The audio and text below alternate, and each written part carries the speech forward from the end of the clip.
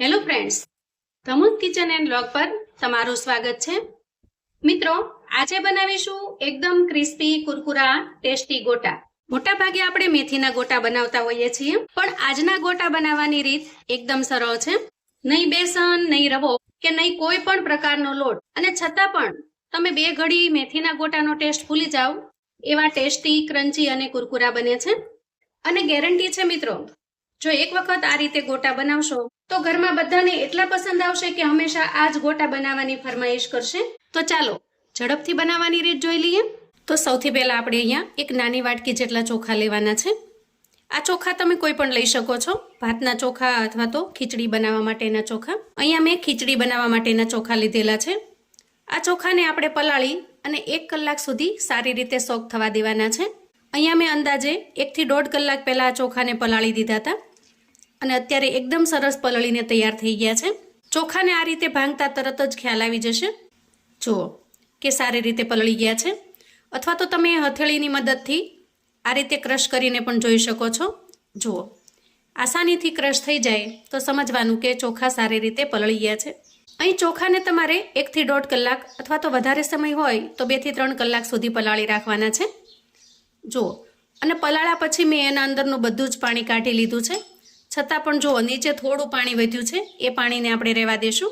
ત્યાર પછી હવે આપણે એક મિક્સર જાર લઈશું અને પલાળીને તૈયાર કરેલા ચોખાને એમાં ટ્રાન્સફર કરી દઈશું. તો જુઓ, અહીંયા જેટલું પાણી વધ્યું છે, 1-2 ચમચી જેટલું, એને પણ આપણે સાથે ઉમેરી દેવાનું, જેથી કરીને પીસવા માટે આપણે અલગથી પાણી નહીં ઉમેરવું પડે. અને ઢાંકણ ઢાંકી ચોખાને આપણે એકદમ સરસ રીતે પીસી લેવાના છે. તો જુઓ, આ રીતે એકદમ સરસ રીતે આપણે ચોખાને પીસી લીધા છે. તો આવી સરસ પેસ્ટ ત્યારે જ બનશે જ્યારે તમે ચોખાને સારી રીતે પલાળેલા હશે. ચોખા જો થોડા ઘણા ઓછા પલળ્યા હશે તો પેસ્ટ બનાવવામાં થોડી વાર લાગશે.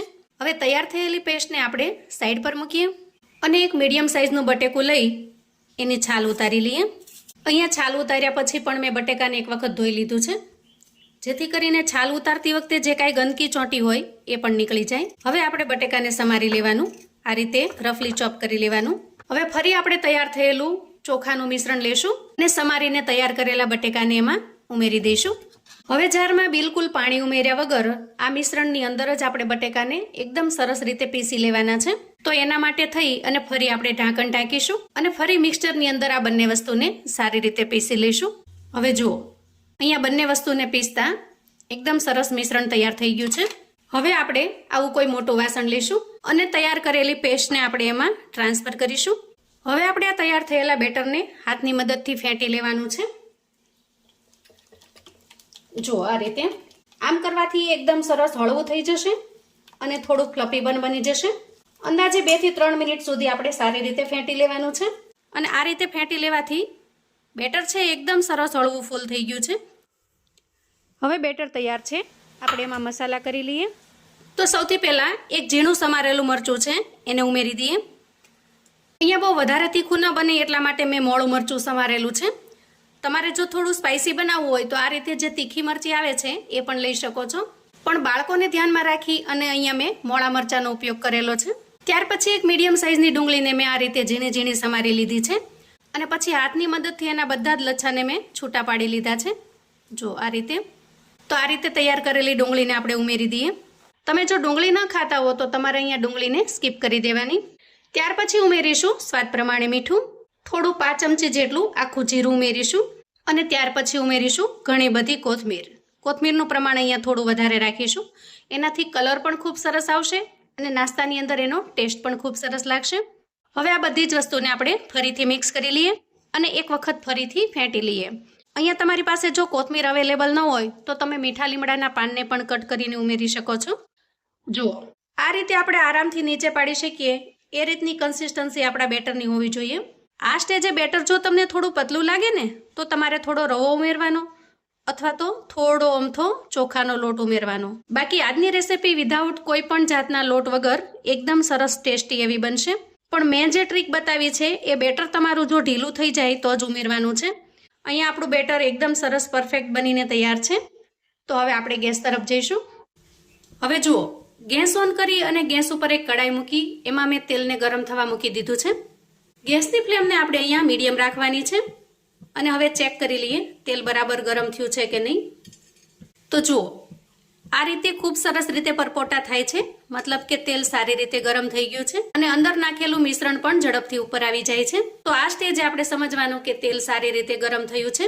હવે આપણે થોડું થોડું કરી અને બેટર ઉમેરી દેવાનું આ રીતે, અને એક સાથે જેટલા સમાય એટલા એક સાથે બનાવીશું.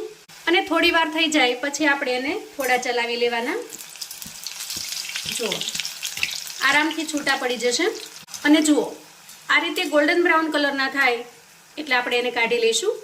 જુઓ, એકદમ સરસ ક્રિસ્પી એવા બનીને તૈયાર થઈ ગયા છે.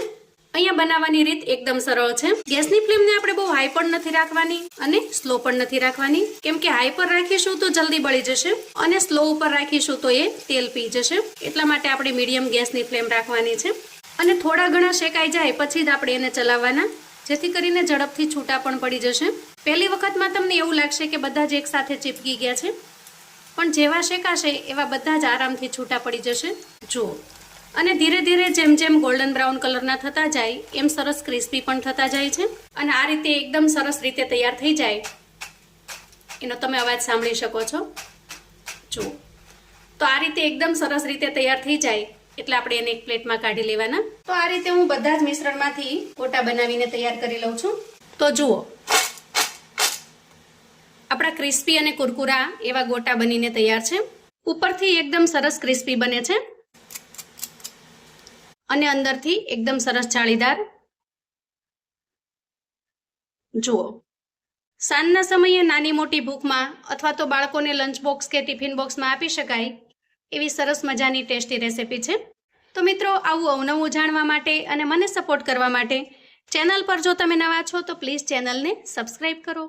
વિડીયો ગમે તો લાઈક અને શેર કરો. તમારા સગા સંબંધી મિત્રોને પણ આપણી આજની એકદમ ટેસ્ટી એવા ગોટાની રેસીપી ચોક્કસથી મોકલી આપજો, જેથી એ લોકો પણ બનાવીને તૈયાર કરી શકે, એન્જોય કરી શકે અને એના પરિવારને પીરસી શકે. કોમેન્ટમાં મને ચોક્કસથી જણાવજો મિત્રો કે આજના આ ક્રિસ્પી એવા ગોટાની રેસીપી તમને કેવી લાગી છે. ફરી મળીશું એક નવી રેસીપી સાથે. ત્યાં સુધી આવજો મિત્રો.